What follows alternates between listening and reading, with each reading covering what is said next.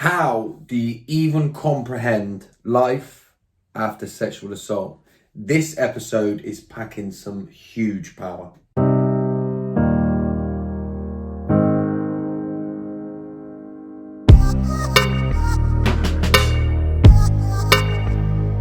Welcome back to Irrepressible, ordinary people with extraordinary resilience. And in this episode, I speak to the incredible Joe. Now, the first thing I want to say before we get right into this is there's a huge trigger warning for this. Joe shares with courage, with power, and just clear honesty about the things that happened to her. So if you feel like you could be over-triggered in any way by talk of sexual assault and everything that comes with that, then this video perhaps is one to avoid. Like I say, Joe shares everything and you know, a space is created where she's able to do that. So the trigger warning starts there, and I just want to make sure that everybody's clear of that. This video is something else for me. This interview was something else. I was blown away, and I know I keep saying it, but blown away by Joe's courage, the courage that she shows within this interview.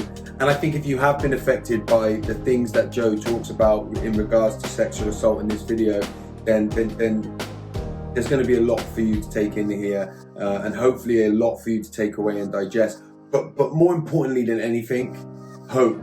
Because Joe hasn't just come through this. She's now living a life that's thriving. She's helping other people. Listen, I'm sure there's, you know, everybody has struggles, and I'm sure there's stuff that's still there. But Joe absolutely offers hope. I think to anybody that watches this video, honestly, I was blown away by it.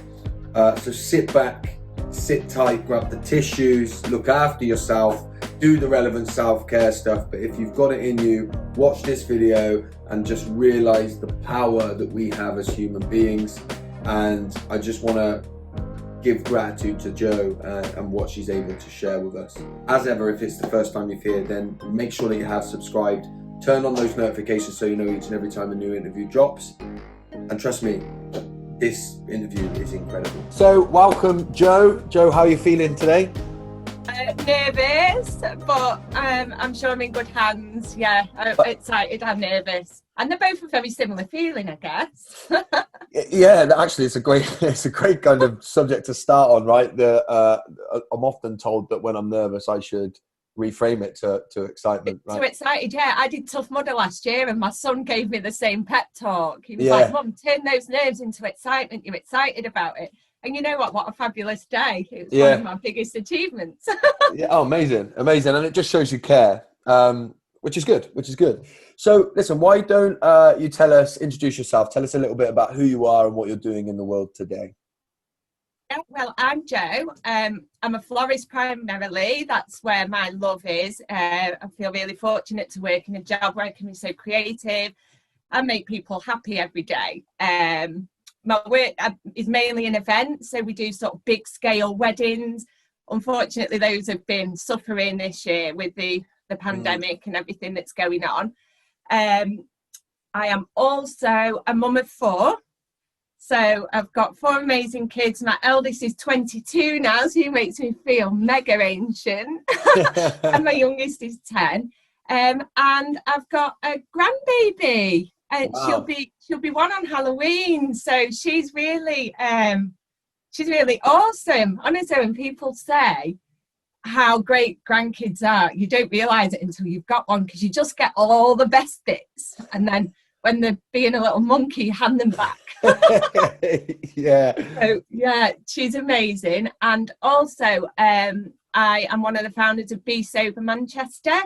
Well, we're Be Sober Official now, because that's really grown. So that started off just in the Manchester area as a social group for sober people, because quite often your own friends and people who you usually hang out with don't really get why you want to be sober, and they think you're boring now, and you just need a support network around you of people who just get it. So yeah, we founded that 18 months ago, and that's going from strength to strength. It's fantastic. We've just merged with the Sober Experiment. I know you know Alex and Lisa. Yeah.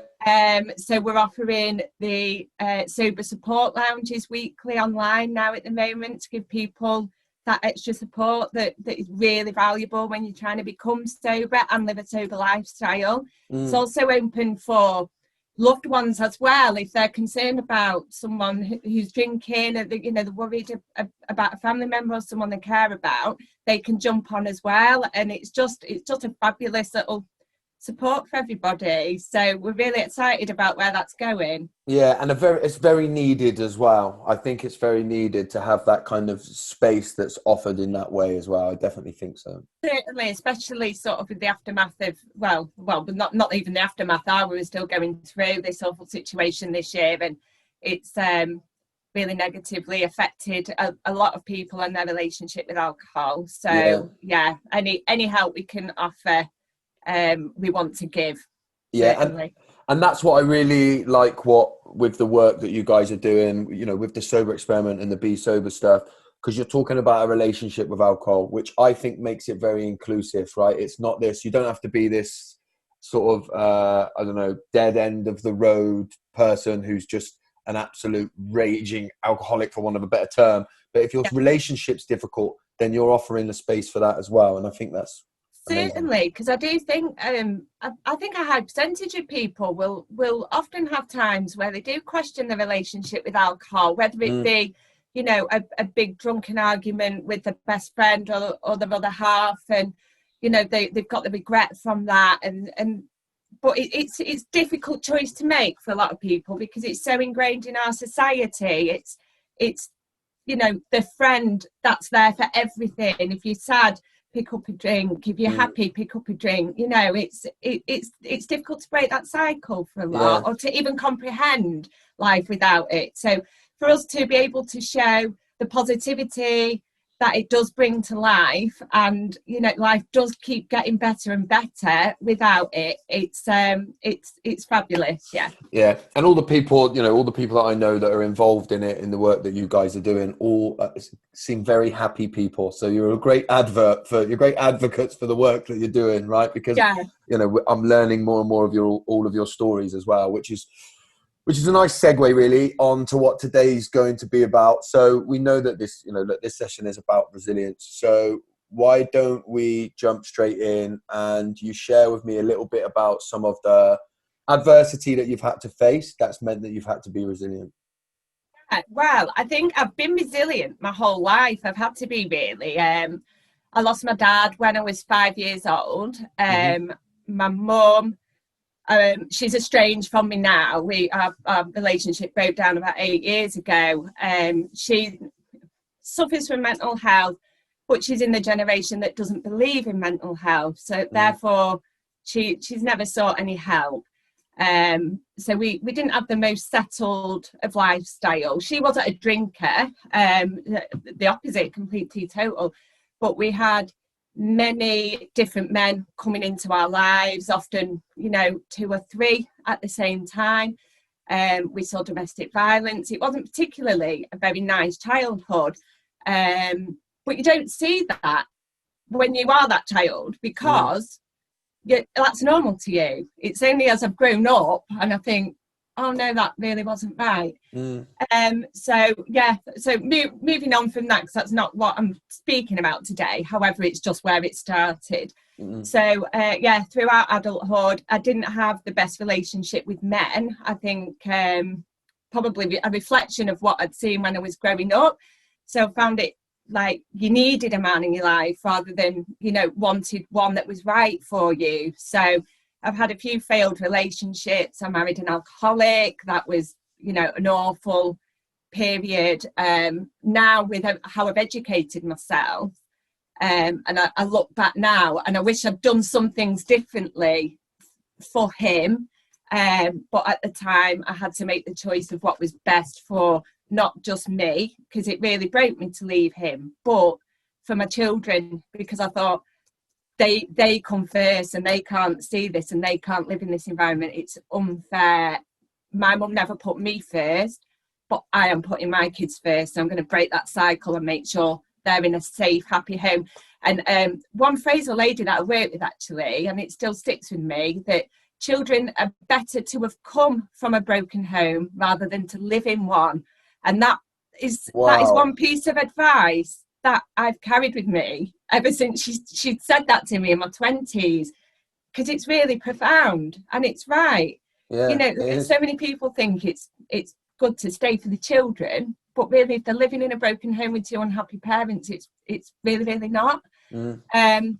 So yeah, so moving on from the divorce and whatnot, I was actually, there's a time in my life I'd been in a relationship for 4 years with a man. We lived together, and it hadn't worked out, unfortunately. So we'd separated. I'd moved out of the home we shared together back into my own house. And 6 months down the line, we decided to try and rekindle things.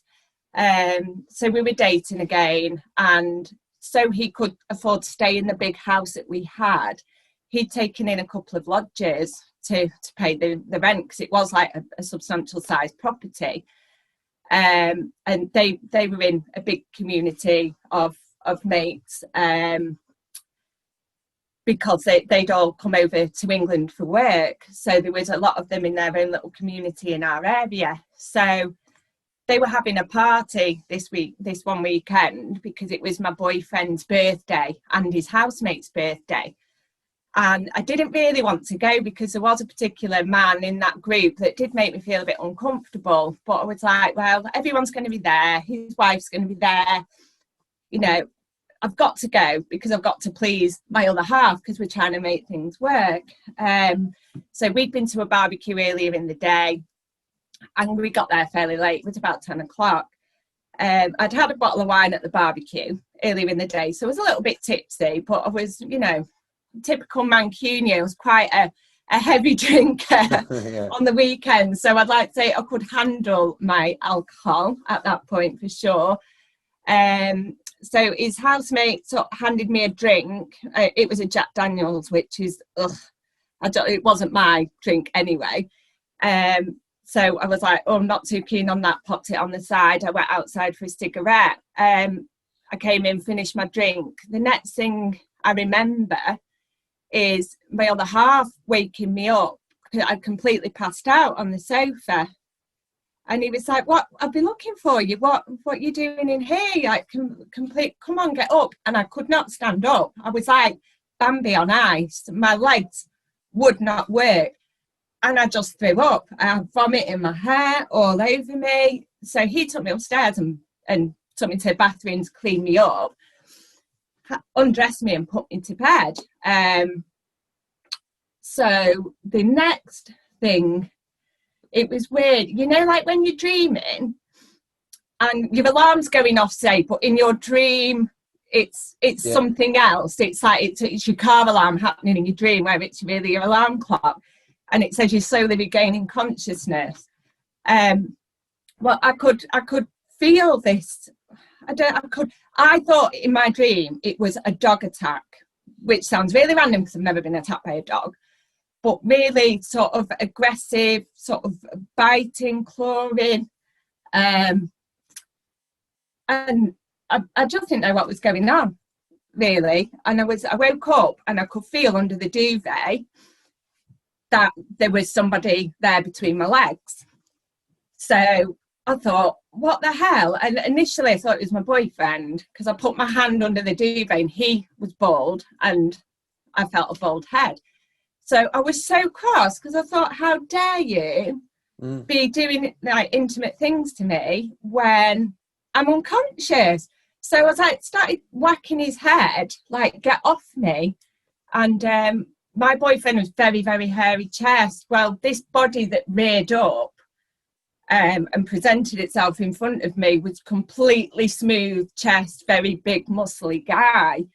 And I realised, obviously, it wasn't my boyfriend. I was being sexually assaulted by this other man, the man that I didn't want to go to the party because he'd already made me feel uncomfortable.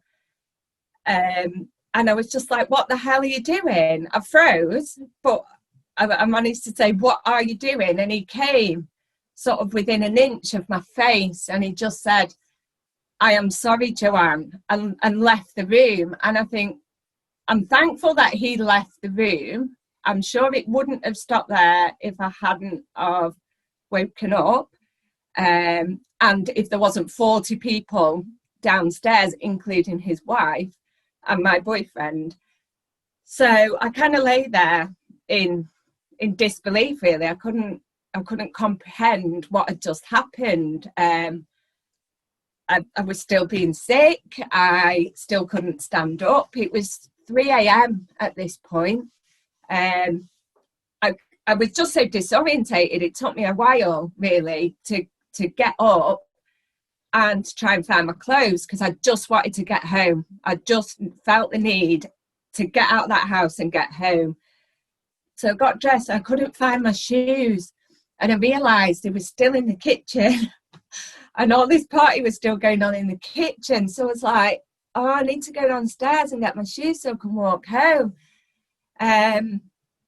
So as I walked into the kitchen, my boyfriend was like, oh, she's alive. And I said, you know, I want to go home. I'm leaving. So he immediately got really cross with me. So I was like, I just want to get my shoes because I want to go home. I mean, they're all pretty blackout drunk by this point. So I was in the hall speaking to my boyfriend and his housemate about why I was wanting to go home. And I don't know why I didn't want to say anything. I just didn't feel like I could at that second. This had just happened. I was so ill, and I just needed to be in the safety of my own home at that point. So anyway, the guy who just assaulted me arrived holding my shoes. And he went, here are your shoes. I was like, I just couldn't believe. So I snatched them from him. And I took my boyfriend actually upstairs because he was insistent. He wanted to know. So I told him what had happened.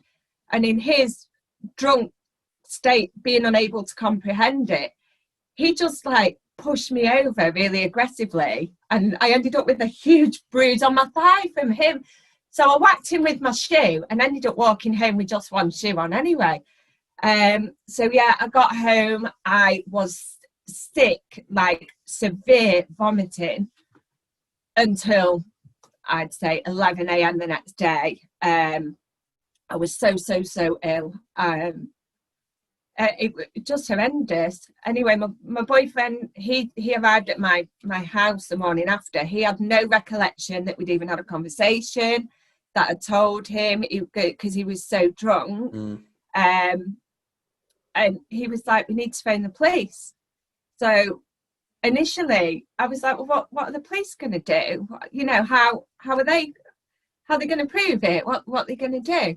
And he said, well, if it was your daughter, would you phone the police? I was like, well, of course I would. So he said, so why not for you? We need to phone the police. So I was like, I need to just feel better first. I will phone them today. But I was so ill. I just couldn't. He'd gone home to tell his housemates what had happened. And the man that had done it to me was in the house. And you know, he was then made aware that the police were becoming involved. So he came to my door with his wife, and he was saying, please don't phone the police. What about my children? So I was like, you know, get the fuck away from my front door. I do not care. Get away, like screaming like a mad woman at the front door. But I think I just had, because I'd not been able to really defend myself the night before, I was just so angry that it turned up at my home where my children were. So anyway, fast forward to the police, Greater Manchester Police. Oh my God, they were incredible. Absolutely incredible. I could not praise them enough. Honestly, they were so nice. So I went in for the full interview process. Then they arranged for the sexual assault referral centre to be opened later on that Sunday night. So it was about midnight when we went there, because I spent so long really at the police station, as well as it was like awful timing, because my best friend's mum had died and it was her funeral on the Monday morning, and this was all going on on the Sunday, Mm. and I still had her flowers to make. So I had to go to work in between having my interview with the police and waiting for the sexual assault referral centre. I was in work trying to make these beautiful flowers for my best friend's mum, because I knew how important it was to make sure they were done for the Monday morning for her funeral. So yeah, at the sexual assault centre, they were fabulous. I was obviously apprehensive about going. I didn't even know what they were going to find. But yeah, there was lacerations, there was blood blisters. They got a lot of evidence from that. To obviously you don't have damage down there for any other reason. So yeah, he was arrested and charged, and it was a lengthy process to get to court, to be honest. It took 11 months for it to get to court. Look, again, the police were really supportive throughout, but I'd say that was when alcohol became a real problem in my life, because it numbed everything out. And I just threw myself into work. I was working in excess of 80 hours a week, and I was drinking in excess of 3-litre bottles of rum a week as well. Didn't drink in the mornings, it was just every night. It just took the edge off.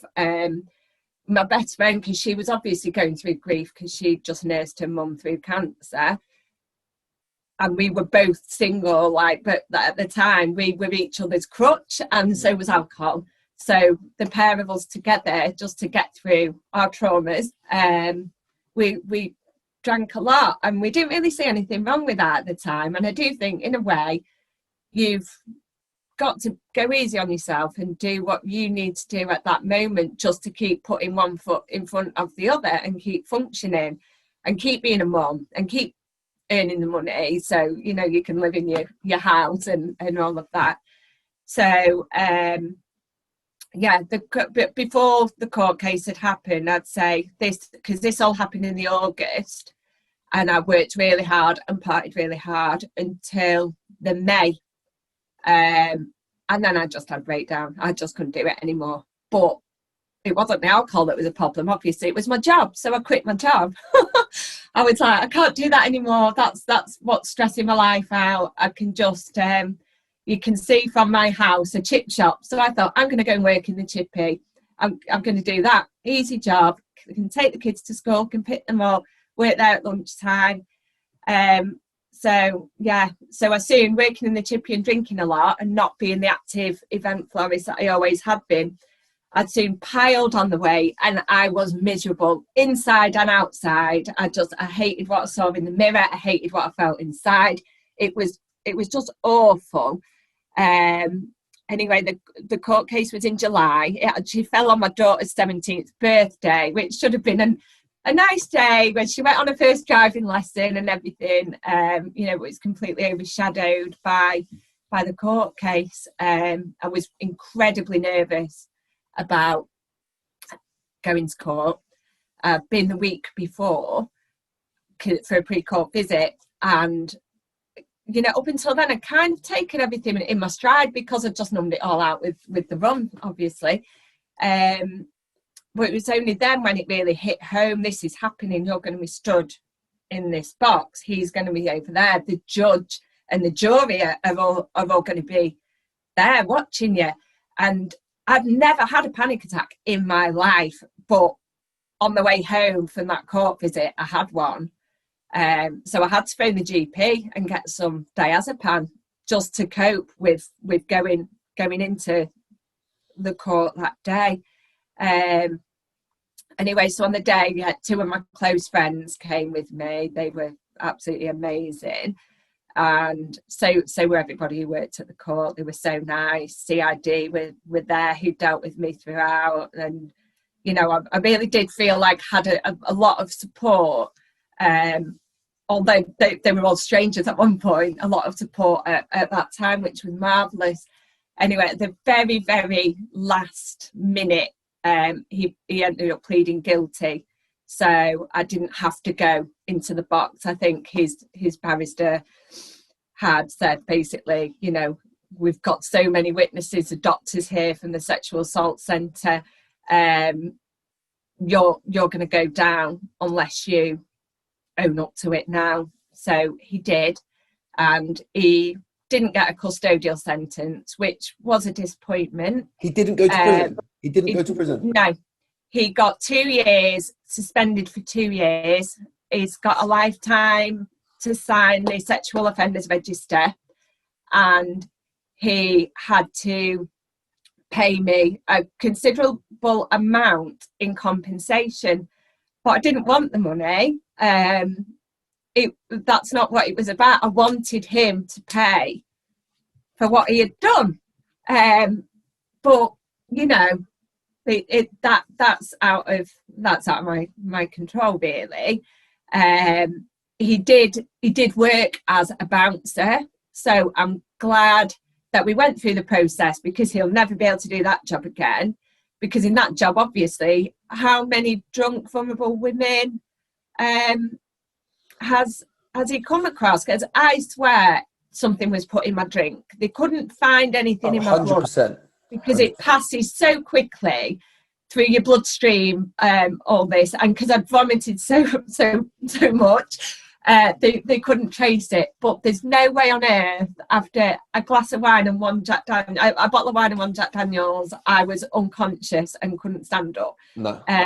So I'd be surprised if I was his first victim, to be fair, for him to be so confident to do it when there's 40 other people in the house, including his wife, including my boyfriend. It was definitely premeditated, and I'd be surprised if I was his first, but hopefully now I will definitely be his last, because because he has gone to court. I just wish he would have had a custodial sentence, even if it was just for a few months. I just think I would have felt better with that. But like I say, I can't dwell on that because it's been and gone now. The only other thing that frustrates me is this man still lives in my local area, and I can't do anything about that either. But only a week after the attack, I forgot to mention this, but this is so you would not believe it. I popped a little Tesco just to get my friend next door a birthday present. And as I was pulling out, I was waiting because 2 motorbikes were passing me. So I was waiting for them to go. And then as I pulled onto the road, one of them crashed. And the bike flipped backwards 3 times. So I thought, oh, heck, I hope he's all right. So I put my hazards on to stop the flow of traffic and was going to get out to help this injured motorcyclist that was on the floor. Anyway, the motorcyclist jumped up so quickly, and I could see he was bleeding quite badly and was dragging his bike off the road. So I thought, what's he panicking for? He must be really hurt. He raised his visor, and it was him. Oh my God. You just couldn't write that, could you? No. You couldn't. And I was going to get out and give him first aid. And I couldn't believe it. So we just kept eye contact, and I just drove on. I was flabbergasted. Could not. You wouldn't write that, honest to God. No. Wow. So I was like, my friends, obviously my friends like, should have run him over. Then I would have been in prison. That was my first thought. I don't know how you didn't reverse over him or something. Yeah. Couldn't believe it. Being serious as well, actually, because in that soon after, like a week after. Yeah. With your mindset, you quite easily. Yeah, quite easily could have. So so anyway, that's sort of the essence of the story. But yeah, I was still drinking really heavily, just was really, really overweight, just really unhappy with myself. So I thought, right, I was on antidepressants as well, which being brought up from a mum that doesn't believe in mental health, and it's always been spoken about in a bad way in our house, real taboo, and it's not real.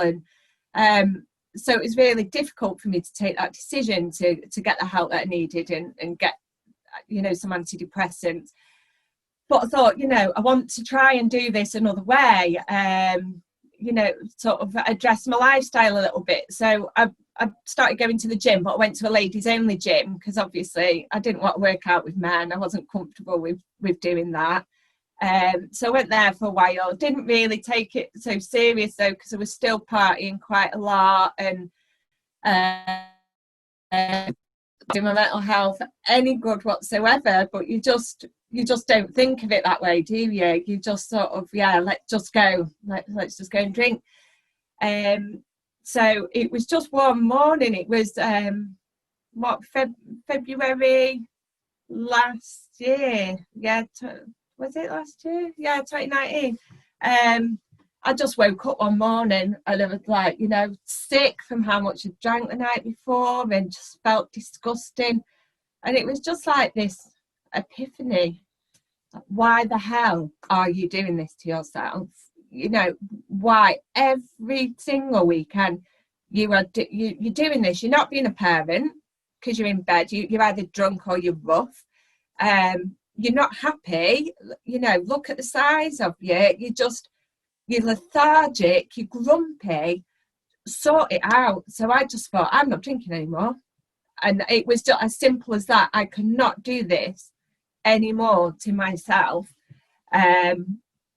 So I stopped drinking, I stopped smoking, and I stopped dating useless men, because not all useless, that's probably unfair, but I was very much in this cycle that I needed to be in a relationship to have a valid life. But I think that's from what my mum showed me, because my mum didn't go one day without a man in her life, and it was.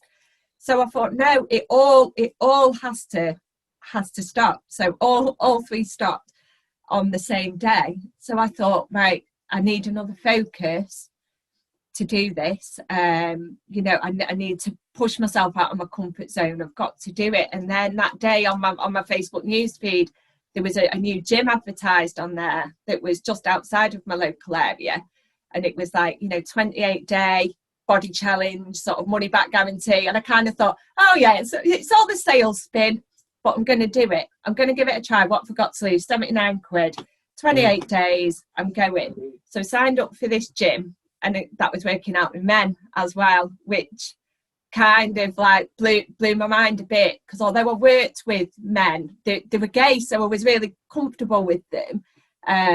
I'd never had that close relationship or been in a close environment with a straight man sort of since all this had happened. So I went to this induction. It was on a busy Saturday morning. Oh, I was overwhelmed. There was like 40 people there. A good 50% were guys. They were helping each other stretch and were getting hands-on with each other. And I was a bit like, whoa, this freaks me out. So I looked at the schedule and noticed that they had 6 a.m. classes on. So I thought, right, I'm going to go for that, because I bet not as many people get up for that. So I started doing 6 a.m.s 3 times a week at the gym. And you know what? I couldn't have been put with a better group of lads than I did at that time. And they had no idea about my story. But they were just ace, and they really built my confidence in every way. Within 3 months, I'd dropped 2 stone. Wow. I was feeling really good. It had kept me off the alcohol. Those endorphins, were really going, that you get when you're exercising.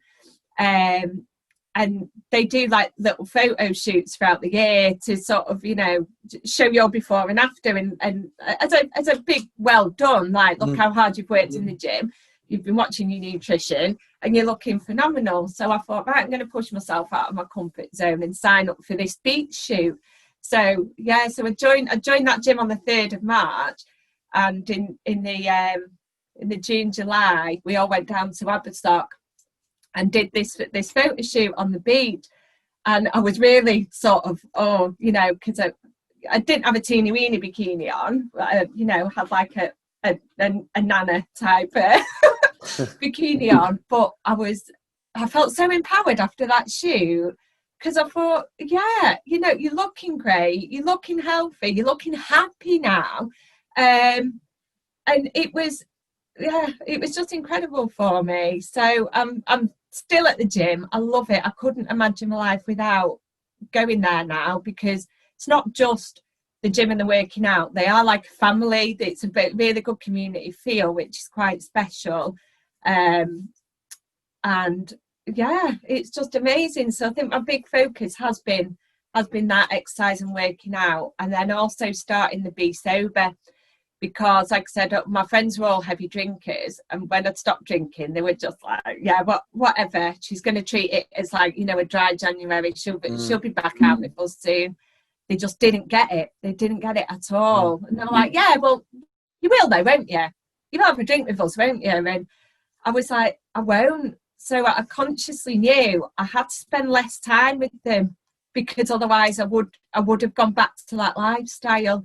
So I started following all the sober socials on Instagram, and there was a post up saying, you know, find your sober sisters, tag your area. So everyone that tagged Manchester, I DM'd them like psycho, and I was just like, will you come and meet me? You know, you don't know me, but will you meet me for a coffee? You know, can we meet up at Trafford Centre? All these meetups seem to be in London or down south. I want something up north. We need something up north. Please come. So 2 girls agreed to meet me, and we met in the Trafford Centre for a coffee, and Be Sober was born. And all the buzz that we had that day when we left, all of us, I know, speak to Lisa now, and she's the same, like, we couldn't sleep. We'd found this connection. We've seen this thing that was so needed in our area, and we were creating it, and it was amazing. And now we've got a massive community of sober people. You know, it gives everyone the support and the help we need. We go hiking. We've been to morning raves. That was incredible. 7 a.m. all dressed up, going to a sober rave. It was proper trippy, but really good. Yeah. We've been to power ballad nights. We climbed Snowdon a few weeks ago, and life is just ace now. It really, really, really is. And I never, if I could go back and give that girl a big hug, you know, it's been 4 years now, and just tell her it's all going to be okay. You're going to come through this. It's going to be shitty, but you are going to survive, and you're going to come out of it even stronger and even happier. Yeah. And if someone can just take that, someone who is feeling as bad as I felt, and can take it away and think, I can do this, it's not going to beat me, and I am going to speak about it, because I think there is a real taboo about talking about sexual assault, because for some reason the victim's made to feel ashamed in a way, and it's like, what the hell have we got to be ashamed of? We haven't done anything to create this. We're completely innocent in it. It doesn't matter what you were wearing, or, you know, how you were behaving, or whether you were drunk or not. It doesn't matter. It's still, you didn't ask for it. The one thing I will take away from it, for me, is I understand now, if I wasn't drinking alcohol on that night in question, I don't think it would have happened to me. Because if someone is completely sober and all of a sudden passes out, can't stand up, severely vomiting, you will get them medical help straight away, because you'll be like, you know, there's something seriously wrong. And it's worrying that it's accepted that alcohol does that to people. Oh, they're just drunk, let's just go and pop them to bed. So that has been like a bit of a, it's kind of a bitter pill to swallow to say that, but I truly believe that if I hadn't touched a drop of alcohol on that night in question, people would have taken my condition a lot more seriously therefore I don't think I would have been as vulnerable. And I'm not blaming alcohol, not saying if you drink alcohol you are you know, you're asking for this. I'm not saying that at all, but I'm just it's just something that I have been made aware of on my journey. Yeah, and I think that, you know, because of perhaps the relationship that you've had with alcohol and stuff like that, it's going to bring you to that conclusion that, like you say, I think you can say that and it doesn't remove any kind of victimhood from you, as in, because it's your right as a human being to be able to drink alcohol if you want and still feel safe doing it, right? And the fact that you wasn't when you did, it's not your fault, right? And but like you say, what you can recognize is the kind of situation that you were in played a part as well, but that doesn't take away the victimhood. So there's, you know, there's a grey area, like with everything, there's grey areas. But firstly, I mean, I'm a little bit lost for words, really, in terms of the kind of story and the journey that you've been on, the way that you've been able to deal with it. And, you know, what I actually see in a way is that when you started drinking the like 3 bottles of rum a week, in a way that was almost like the beginning of your healing, right? Because that was you escaping the ways that you were feeling, right?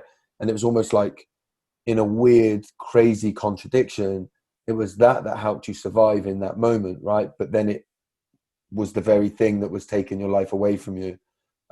Exactly. And then it's the stopping and to bring it now to where you are. And there's so much there's so much in the way that you've told that can be learned, right down to the small things. Well, it's not small things, but right down to some of the details, like the women's only gym, right? You see a lot of stuff online of people saying, why would you segregate in that way and have this kind of women's only, right? And it makes complete sense why you should have an absolute I just wouldn't have gone. I just wouldn't have gone yeah. to work out if that wasn't an option. Yeah, Yeah. at that time. Yeah, and I felt the pain of the kind of vindictiveness of him to turn up at the door with his wife and suggest that you seeking retribution in the way that you did, seeking what was right, was somehow meant that you were going against his children, like using his own children as a weapon to try and stop you seeking what was right. I think it's disgusting that he didn't go to prison. He should have gone to prison for a number of years. I think it's incredible that he didn't, and that somehow paying you money goes in any length to give you back what was taken away from you and your children, by the way, and your family and the people that knew you.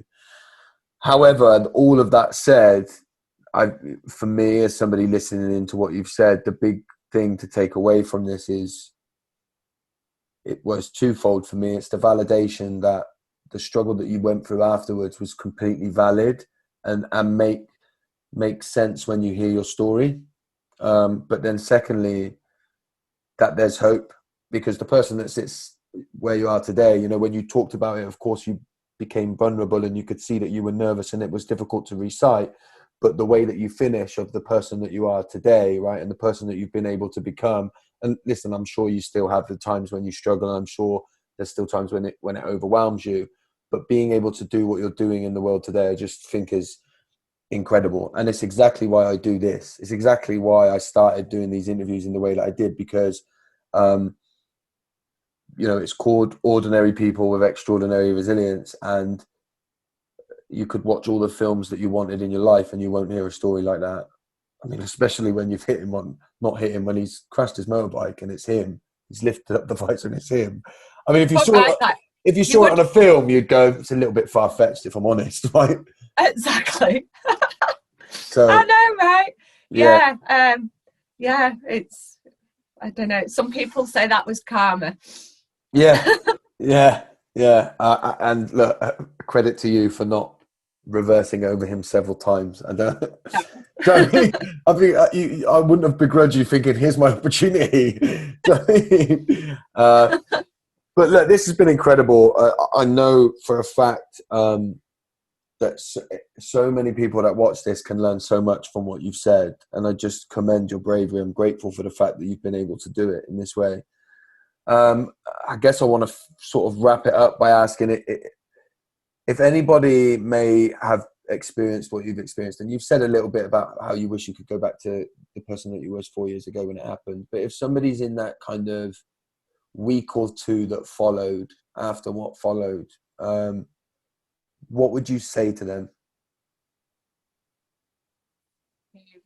What you need to get through each day at a time, because it's awful. I do. There's a big lack of help out there, and it's something I'd really like to try and get on board with and see if there's a way we can help people that are in this situation. Because I had to, there was like an 18-month waiting list for counselling from the sexual assault centre. And by the time that 18 months has gone, you've processed so much. I didn't want to go back and do it, so I declined it. So yeah, I'd say just be gentle on yourself. Just do what you've got to do, honestly, and we're all going to deal with it in so many different ways. For me, mine was just to get drunk all of the time, and it wasn't the healthiest way, but it was a way. And I still got up every morning, and I still fed my kids and hugged my kids, and tried to be the best parent I could at that time for them. And it's just it's a bit of a blur, really. All of that time is a bit of a blur, but it does get better, and you can do this. If anyone's watching this, and even if you just want to talk to me, just reach out to me on Instagram, message me. I'll be happy to speak to anyone who is struggling with this, because it's so awful, and because not everybody can relate to it either. This sort of because fortunately it doesn't happen to everybody, but then it makes it hard because they don't always know what to say. They find it, some people can just find it too overwhelming to even talk about with you. So that's why I think it is important, as hard as I do find to speak about it. Every time I do speak about it, it takes a little bit of its power away. Love that. So I'm going to keep talking. Good. Okay, listen, if people do want to reach out to you, as I'm sure the people that watch this will, where's the best place that they can find you?